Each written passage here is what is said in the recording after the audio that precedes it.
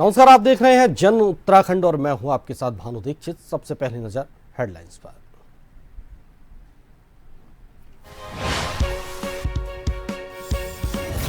प्रदेश भर में बीजेपी मना रही संविधान हत्या दिवस। सीएम धामी ने आपातकाल को बताया तानाशाही का दौर। कहा तत्कालीन कांग्रेस सरकार ने अभिव्यक्ति की स्वतंत्रता का किया हनन।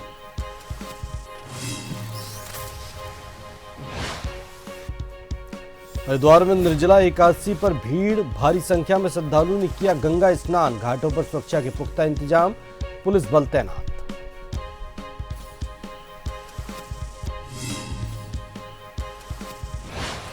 उत्तराखंड में आज पंजाब के निहंगों की बैठक। बॉर्डर पर आईटीबीपी और पीएसी के जवान तैनात। गाड़ियों की चेकिंग के बाद हो रही है एंट्री।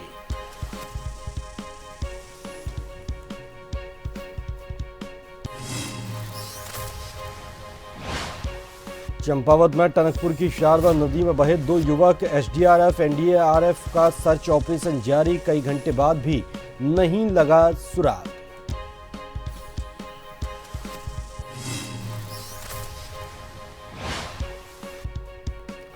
उत्तराखंड में 28 से 30 जून के बीच पहुंचेगा मानसून। आज के सभी जिलों में बारिश की संभावना। मैदानी इलाकों में बूंदाबांदी के आसार।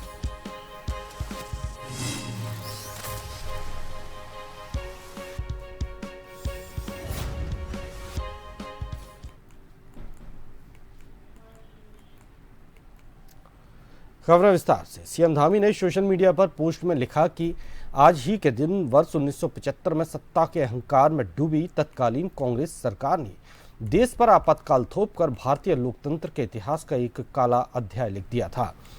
इस दौरान अभिव्यक्ति की स्वतंत्रता का हनन किया गया, प्रेस की आवाज को दबाया गया, लाखों नागरिकों और राजनीतिक कार्यकर्ताओं को बिना सुनवाई के जेलों में बंद किया गया और संविधान द्वारा प्रदत्त मौलिक अधिकारों को गंभीर रूप से सीमित कर दिया गया। आपातकाल केवल एक राजनीतिक निर्णय नहीं था, बल्कि लोकतांत्रिक मूल्यों और संवैधानिक मर्यादाओं पर किया गया एक गहरा प्रहार था। ऐसी विपरीत परिस्थितियों में भी अत्याचार का डटकर विरोध करने वाले सभी लोकतंत्र के प्रहरियों को नमन, जिनके अदम्य साहस के कारण भारत आज भी एक जीवंत लोकतंत्र है।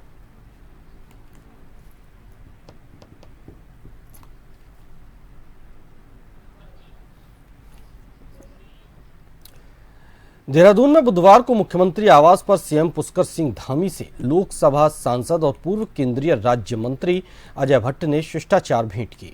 इस दौरान दोनों के बीच विभिन्न समसामयिक विषयों पर चर्चा हुई।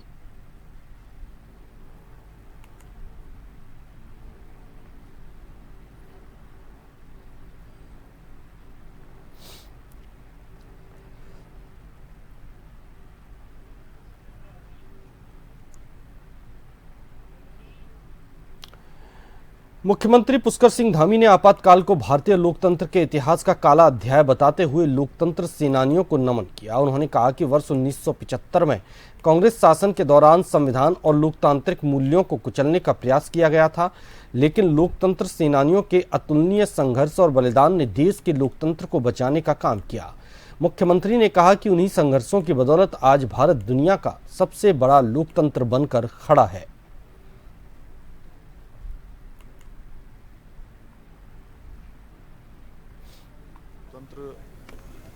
सेनानियों को जिन्होंने इस आपातकाल के खिलाफ, इस लोकतंत्र की हत्या के खिलाफ, संविधान को कुचलने, उसकी आत्मा को मारने का जो प्रयास कांग्रेस पार्टी के शासन ने 1975 में किया था, उसमें अपना योगदान देने वाले, अतुलनीय संघर्ष करने वाले, अन्याय सहने वाले उन सभी लोकतंत्र सेनानियों को मैं नमन करता हूं कि उनके संघर्षों के कारण आज भारत दुनिया का सबसे बड़ा लोकतंत्र है और आदरणीय प्रधानमंत्री नरेंद्र मोदी जी के नेतृत्व में उन लोकतंत्र सेनानियों के सपनों के अनुरूप, उनके संघर्षों के अनुरूप आज भारत का निर्माण हो रहा है। भारत में हर गरीब के लिए आज काम हो रहा है। लगातार सामने आ रहे पेपर लीक मामलों को लेकर कांग्रेस ने केंद्र सरकार पर हमला तेज कर दिया है। छत्तीसगढ़ से राज्यसभा सांसद रंजीता रंजन ने देहरादून में आयोजित प्रेस वार्ता में कहा कि शिक्षा जैसी बुनियादी व्यवस्था की सुरक्षा सरकार की जिम्मेदारी है, लेकिन मौजूदा दौर में शिक्षा व्यवस्था शिक्षा से ज्यादा वसूली का माध्यम बनती जा रही है। उन्होंने कहा कि उत्तराखंड का युवा या तो सेना में भर्ती होकर देश की सेवा करता है या फिर कड़ी मेहनत से पढ़ाई कर सरकारी नौकरी हासिल कर प्रदेश की सेवा करता है। ऐसे में बार बार होने वाले पेपर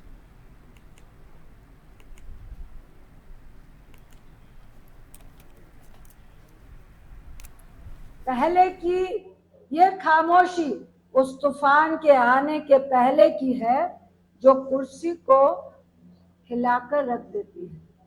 और ये देश के छात्र छात्राएं युवा हमारे देश के बच्चे हैं और प्रधान सेवक को अगर वो ये कहते हैं कि ये मेरे बाल बच्चे हैं, तो आज आपके बाल बच्चे आपसे सवाल पूछ रहे हैं और आप नैतिकता छोड़कर आप अपने शिक्षा मंत्री का इस्तीफा तक नहीं ले रहे हैं। जब तक युवाओं को न्याय नहीं मिल जाता है, हम तमाम लोग, तमाम कांग्रेस, तमाम छात्र छात्राएं, तमाम परिवार राहुल गांधी जी के नेतृत्व में हम आपके साथ खड़े हैं और जब तक आपको न्याय नहीं मिलेगा तब तक आपके लिए लड़ते रहेंगे। उत्तराखंड से पहली बार हिमालयन ट्राउट मछली का सफल अंतर्राष्ट्रीय निर्यात मत्स्य विकास विभाग आज करेगा। बड़ी उपलब्धि का औपचारिक ऐलान कैबिनेट मंत्री प्रेस वार्ता में साझा करेंगे। निर्यात से जुड़ी महत्वपूर्ण जानकारी सचिवालय स्थित मीडिया सेंटर में दोपहर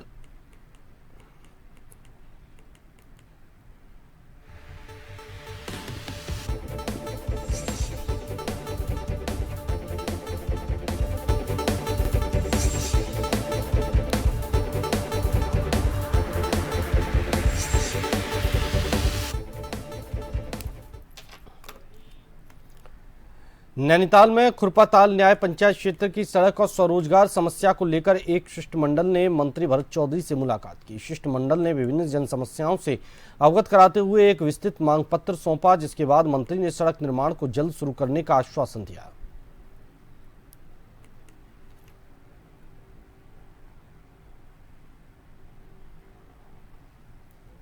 और अगर ऐसा होता है तो हमारे पास भाजपा में अनुसूचित जाति के भी बहुत कार्य। आप भी किसी और सीट से तैयारी कर रहे हैं? वो जो पार्टी का आदेश होगा उस पर काम करेंगे।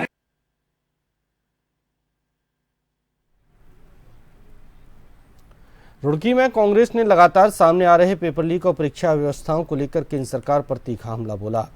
कांग्रेस नेताओं का आरोप है कि विभिन्न प्रतियोगी परीक्षाओं में गड़बड़ी के कारण लाखों युवाओं का भविष्य अंधकार में जा रहा है।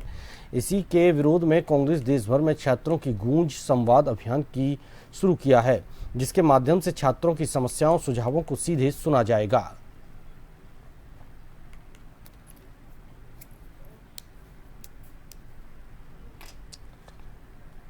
माननीय राष्ट्रीय अध्यक्ष मल्लिकार्जुन खड़गे जी के निर्देशानुसार, राहुल गांधी जी के आह्वान पर और केसी वेणुगोपाल जी जो हमारे महामंत्री संगठन है उनकी गाइडलाइंस पे छात्रों की गूंज नाम के कार्यक्रम की हम लोग एक नॉन पॉलिटिकल कार्यक्रम का आयोजन कर दिए कांग्रेस।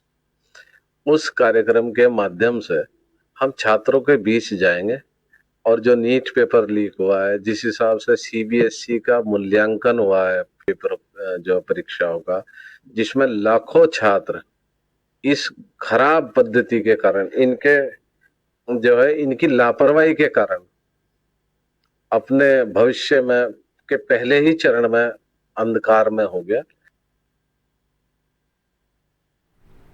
नीट परीक्षा को लेकर देश भर में चल रहे विवाद के बीच बाजपुर में कांग्रेस कार्यकर्ताओं ने केंद्र सरकार के खिलाफ जोरदार प्रदर्शन किया। उधम सिंह नगर कांग्रेस कमेटी के जिलाध्यक्ष हिमांशु गावा के नेतृत्व में कांग्रेस कार्यकर्ताओं ने एसडीएम बाजपुर के माध्यम से राष्ट्रपति के नाम ज्ञापन सौंपा और बाद में केंद्र सरकार का पुतला दहन कर विरोध दर्ज कराया।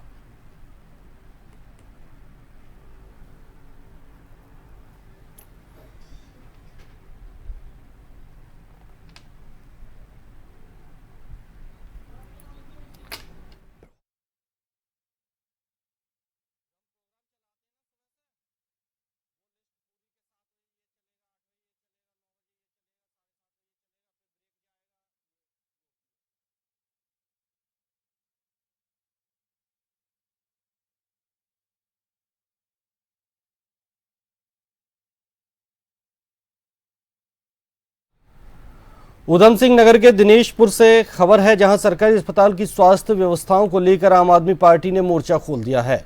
पार्टी के ऑपरेशन हॉस्पिटल अभियान के तहत बंगाली प्रकोष्ठ के प्रदेश अध्यक्ष सुभाष व्यापारी ने कार्यकर्ताओं के साथ प्राथमिक स्वास्थ्य केंद्र का निरीक्षण किया। निरीक्षण के दौरान अस्पताल में डॉक्टरों की कमी, जर्जर भवन और स्वास्थ्य सुविधाओं के अभाव का मुद्दा उठाया गया।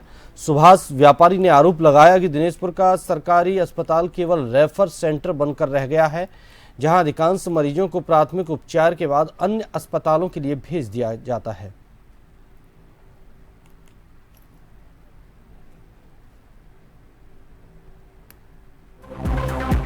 एक कैंपेन चल रहा है पूरे स्टेट में, और आज 25 तारीख है, 25 और 26 ये जून, ये दोनों दिन ये कैंपेन चलेगा पूरे स्टेट में।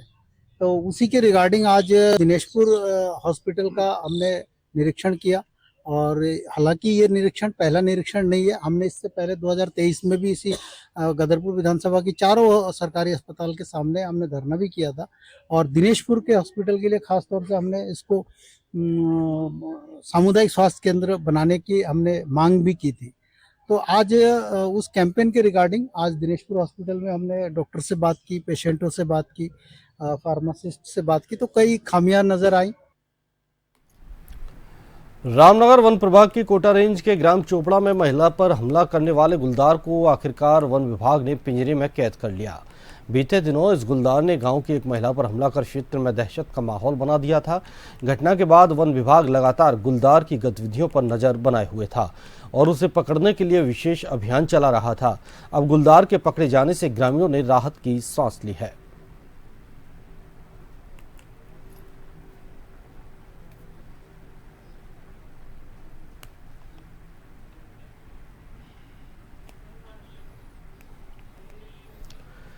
प्रदेश में जल्द मानसून दस्तक देने वाला है, लेकिन पिछले वर्ष बारिश से प्रभावित निर्माण कार्य अभी भी अधूरे हैं, जिसे लेकर कांग्रेस प्रदेश अध्यक्ष गणेश गोदियाल ने भाजपा सरकार पर हमला बोला। उन्होंने कहा कि वर्तमान सरकार की मंशा काम करने की नहीं है, केवल पूरा ध्यान भ्रष्टाचार कर पैसा इकट्ठा करने पर है। सरकार की मंशा अगर हो, सरकार का ध्यान हो कि इन चीजों को करना है, तो तब हो ना। सरकार का ध्यान इन चीजों पे थोड़ी है। सरकार का पूरा ध्यान इस बात पर है कि किस तरह से भ्रष्टाचार कर कर पैसा इकट्ठा किया जाए, बस इस पर ध्यान है, इसके अलावा कुछ नहीं है। देखिए, होता यह है कि जब ऊंचे लेवल पर इस तरह की भावना पैदा होती है तो वो भावना नीचे तक आती है, और अगर ऊपर से नीचे तक यही भावना आ गई तो पूरा स्टेट ही डिफंग हो जाएगा। स्टेट मतलब राज्य की निधियां, विश्वास की निधि हो, चाहे रुपए के रूप में निधि हो या हमारे संसाधनों के रूप में निधि हो, सब निधियां इसी प्रकार खत्म हो जाएंगी। तो ये सरकार का ध्यान नहीं है विकास के कार्यों पर। सरकार का ध्यान इस पे है कि कितना जल्दी हम ठेका तैयार करें, उस ठेके को किसी ठेकेदार को दें, उससे जो लेना है वो एक साथ लें, फिर हर बिल टू बिल लें। बस सरकार का इस पर ध्यान है, वो काम करे न करे इस पर कोई ध्यान नहीं है। लाल यहाँ रुकेंगे एक छोटे से ब्रेक के लिए।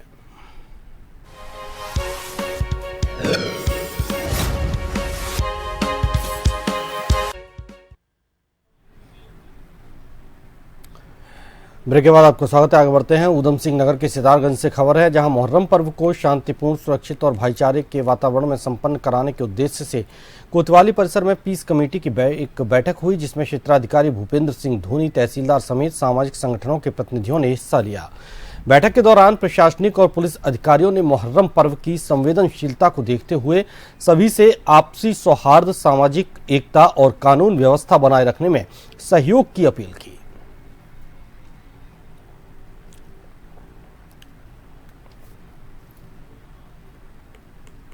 शोक और गमी का त्योहार है। जुलूस निकलते हैं, इसमें बाजे लेते हैं। रूट उसके निर्धारित हैं, कोई नया रूट नहीं है।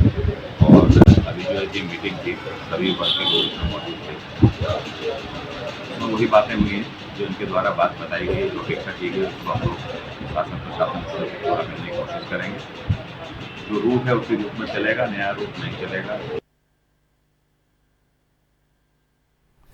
हरिद्वार में जिला खनन अधिकारी और यूकेडी के जिला अध्यक्ष के बीच नोकझोंक के मामले में अब जिला खनन अधिकारी काशिम राजा का बयान भी सामने आया है।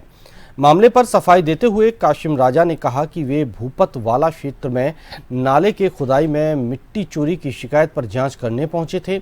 मौके पर जांच की गई और पेनाल्टी लगाने की कार्रवाई की जा रही है। जिला खनन अधिकारी का कहना है कि अभद्रता के आरोप बेबुनियाद हैं।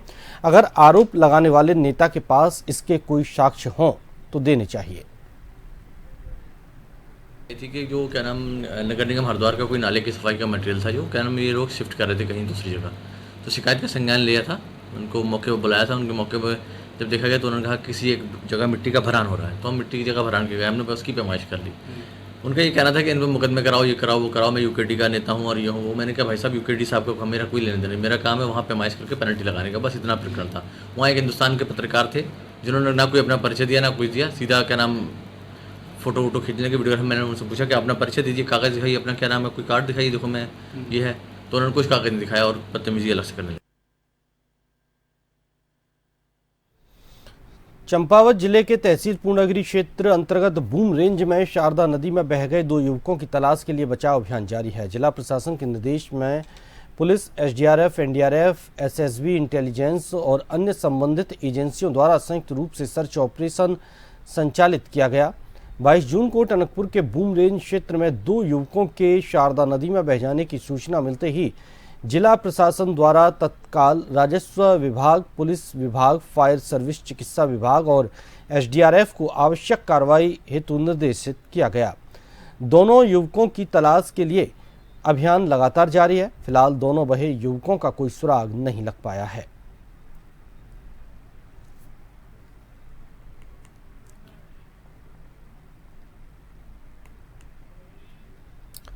हरिद्वार में ज्येष्ठ शुक्ल पक्ष की पावन निर्जला एकादशी पर आस्था का सैलाब उमड़ पड़ा।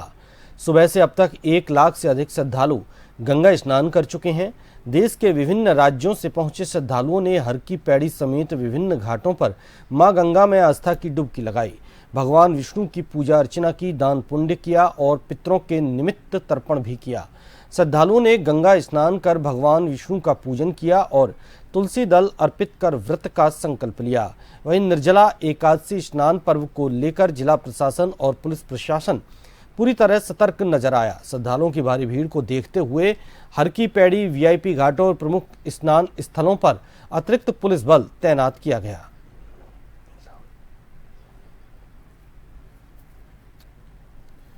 महत्वपूर्ण दिन है, निर्जला एकादशी है। जो पूरे साल एकादशी नहीं रख सकता वो आज की एकादशी रख ले, उसको पूरे साल का फल मिलेगा। और पूरे मेला को 4 सुपर जोन, 12 जोन और 30 सेक्टरों में विभक्त किया गया है। पर्याप्त फोर्स लगा है। सुबह से ही जो है श्रद्धालु स्नान कर रहे हैं और इसमें हमारी पुलिस की चाक चौबंद व्यवस्था है। अपना हमारी बीडीएस चेक कर रही है, पैरामिलिट्री फोर्सेज लगी हैं, हमारी एटीएस लगी है, क्यूआरटी लगी है, लोकल पुलिस लगी है। नहीं रही है, कुछ लोग श्रद्धालु स्नान करके वापस जा रहे हैं, तो भीड़ अभी आने की संभावना है, लेकिन कई लोग सुबह घाटों पर स्नान करके अपना जा चुके हैं। निर्जला एकादशी स्नान पर्व के मद्देनजर हरिद्वार पुलिस ने विशेष यातायात व्यवस्था लागू की है। श्रद्धालुओं की सुविधा और यातायात को सुचारू बनाए रखने के लिए शहर में विभिन्न मार्गों पर डायवर्जन और पार्किंग व्यवस्था निर्धारित की गई है। वहीं एसपी ट्रैफिक निशा यादव ने बताया कि निर्जला एकादशी स्नान के संबंध में पुलिस द्वारा ट्रैफिक प्लान निर्गत कर लिया गया है। इसके साथ ही शहर में जो भारी वाहन हैं उनकी एंट्री रात से ही प्रतिबंधित रहेगी। डायवर्सन प्लान भी तैयार कर लिए गए हैं। पार्किंग व्यवस्था को सुचारू रूप से चलाने के लिए प्लान रखा गया है। चौक चौराहों पर भी व्यवस्था चाक चौबंद रखी गई है। रुड़की के पिरान कलियर से देश में भाईचारे और आपसी सौहार्द का बड़ा संदेश सामने आया है। जमीयत उलेमाए हिंद के राष्ट्रीय अध्यक्ष मौलाना सैयद अरशद मदनी ने प्रदेश कार्यकारिणी की बैठक में लोगों से प्यार, मोहब्बत और इंसानियत को अपनाने की अपील की। उन्होंने कहा कि मजबूत समाज और मजबूत राष्ट्र का निर्माण केवल एकता और प्रेम के रास्ते से ही संभव है। पिरान कलियर में आयोजित जमीयत उलेमा हिंद के प्रदेश कार्यकारिणी बैठक में हजारों की संख्या में मुस्लिम समुदाय के लोग शामिल हुए। बैठक को संबोधित करते हुए राष्ट्रीय अध्यक्ष मौलाना सैयद अरशद मदनी ने कहा कि जमीयत का इतिहास हमेशा देश सेवा, इंसानियत और सामाजिक सद्भाव के लिए समर्पित रहा है। उन्होंने कहा कि जरूरतमंदों की मदद करना और समाज के कमजोर वर्गों के साथ खड़ा होना हर इंसान की जिम्मेदारी है। प्यार और मोहब्बत के बगैर मुल्क नहीं चलेगा। मैं मुसलमान से कहता हूं, अगर मेरी आवाज किसी मेरे भाई हिंदू तक पहुंच रही है, मैं उससे कहता हूं, अपने मुल्क से अगर मोहब्बत है तो नफरत की सियासत पर थूक करके मोहब्बत प्यार की सियासत को जिंदा करो। खेत में रहते हो तब, गांव में रहते हो तब, कस्बे में रहते हो तब, शहर में रहते हो तब, बाजार में हो तब, घरों में हो तब, मैं मुसलमान से खास तौर पर कहता हूं, हर हिंदू के साथ, हर सिख के साथ, हर जैनी के साथ, हर दलित के साथ प्यार और मोहब्बत का मामला करो, तब तुम मुल्क के वफादार हो। इसी के साथ इस बुलेटिन में फिलहाल इतना ही। नमस्कार।